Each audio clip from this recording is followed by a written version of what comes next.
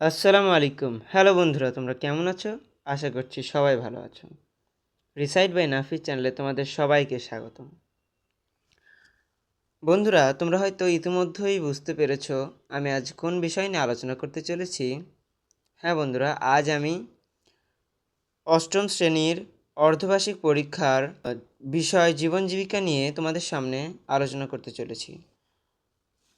অষ্টম শ্রেণীর জীবন জীবিকা পরীক্ষা জুলাই 3 তারিখের যে নির্দেশনা বা যেই বিষয়গুলো থাকবে সেই সম্পর্কে আজকে আমি তোমাদেরকে তুলে ধরব। এটি হচ্ছে জাতীয় শিক্ষাক্রম ও পাঠ্যপুস্তক বোর্ড বাংলাদেশ থেকে নির্দেশনা দিয়েছে। চলো বন্ধুরা তোমাদেরকে দেখাই।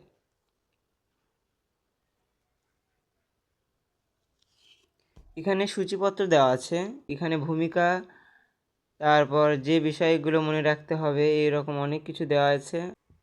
যে যোগ্যতাগুলো থাকবে সেই যোগ্যতাগুলো চতুর্ভুজ, বৃত্ত, ত্রিভুজ যে নির্ধারণ করা হবে সেগুলো দেওয়া আছে। যেমন একটা যোগ্যতা নং 7.08, এই যে এখানে এটা ব্যক্তিগত পছন্দ, সামর্থ্য ও পরিবর্তনশীল পেশাগত চাহিদা বিবেচনা করে পেশাগত লক্ষ্য নির্ধারণ করতে পারা, তা অর্জনে কর্মপরিকল্পনা প্রণয়ন করতে পারা এবং তা অনুসরণ করে লক্ষ্য পৌঁছানোর পদক্ষেপ গ্রহণ করতে পারা। এই জিনিসটার উপরে আমাদের যে পিআই দেওয়া হবে তা এখানে দেওয়া আছে। আমাদের ত্রিভুজ পেতে হলে নিজের পছন্দ, আগ্রহ, সামর্থ্য,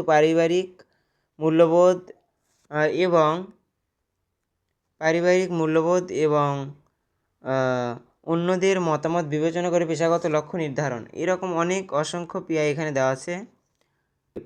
এই যে এইখানে আমাদের যেই ছক, বইয়ের যেই ছকগুলো মূল্যায়ন করা হবে এখানে সেগুলো দেওয়া আছে।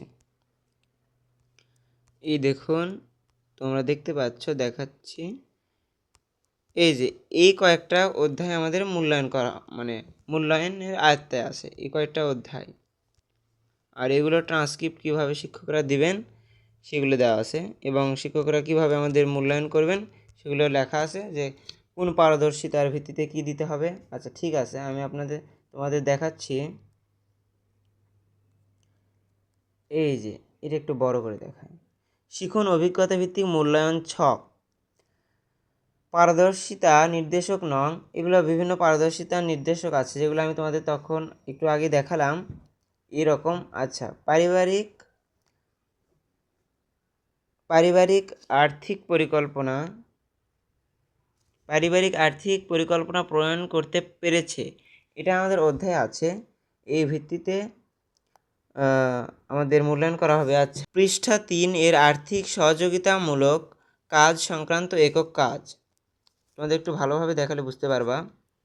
এই যে এই কাজগুলো আমাদের মূল্যায়ন করা হবে। ক্রেস পর্যালোচনা ভিত্তিক দলগত কাজ, মজুদ ব্যবস্থাপনা সংক্রান্ত একক কাজ, যে পৃষ্ঠা নাম্বার দেওয়া আছে এই পৃষ্ঠা নাম্বারে যেগুলো কাজগুলো দেওয়া আছে আমাদের এগুলো কাজ করতে হবে। তারপরে যেগুলো নিচে অধ্যায় ভিত্তিক, সবগুলো অধ্যায় ভিত্তিক, যেমন অভিজ্ঞতার শিরোনাম, দক্ষতার, এই যেগুলো অভিজ্ঞতা দেওয়া আছে এগুলো কিন্তু আমাদের অধ্যায়। এই অধ্যায়ে আমি যেগুলো এইখানে দেখাচ্ছি এই সবগুলো থেকে আমাদের যে বইয়ের ছক, তারপর যেগুলো কাজ, এগুলো একক কাজ, দলগত কাজ, এগুলো সবগুলোই করতে হবে।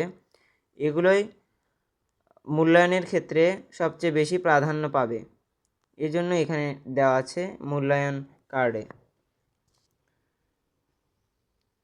এই সম্পূর্ণগুলো আমাদের ভালোভাবে সবগুলো পূরণ করতে হবে এবং দলগত একক কাজ সবগুলো করতে হবে এবং সর্বোচ্চ প্রচেষ্টায় কাজগুলো করতে হবে। কোনো সাহায্য প্রয়োজন হলে সেগুলো নেওয়া যেতে পারে, কিন্তু সবগুলো কাজ নিজেই ভালোভাবে করতে হবে, যাতে এর ভিতর থেকে প্রশ্ন হওয়ার সম্ভাবনা আছে।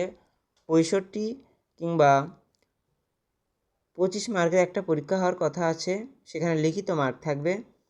এই জন্য আমাদের এই জিনিসগুলো ভালোভাবে অভিজ্ঞতা অর্জন করতে হবে। এগুলো সব যেগুলো কাজ দেওয়া আছে এগুলো সম্পূর্ণভাবে করতে হবে। এই যে শিখন অভিজ্ঞতার ভিত্তিক মূল্যায়ন ছক, এগুলো সবগুলো আমাদের পূরণ করতে হবে, যাতে শিক্ষকরা আমাদের মূল্যায়ন করতে পারেন। এর ভিত্তিতেই কিন্তু চতুর্ভুজ, বৃত্ত, ত্রিভুজ এগুলো দেওয়া হবে। এবং এই ট্রান্সক্রিপ্ট যদি কেউ পেতে চান তাহলে আমার ভিডিওর ডিসক্রিপশনে দেওয়া লিঙ্ক থেকে সংগ্রহ করতে পারেন।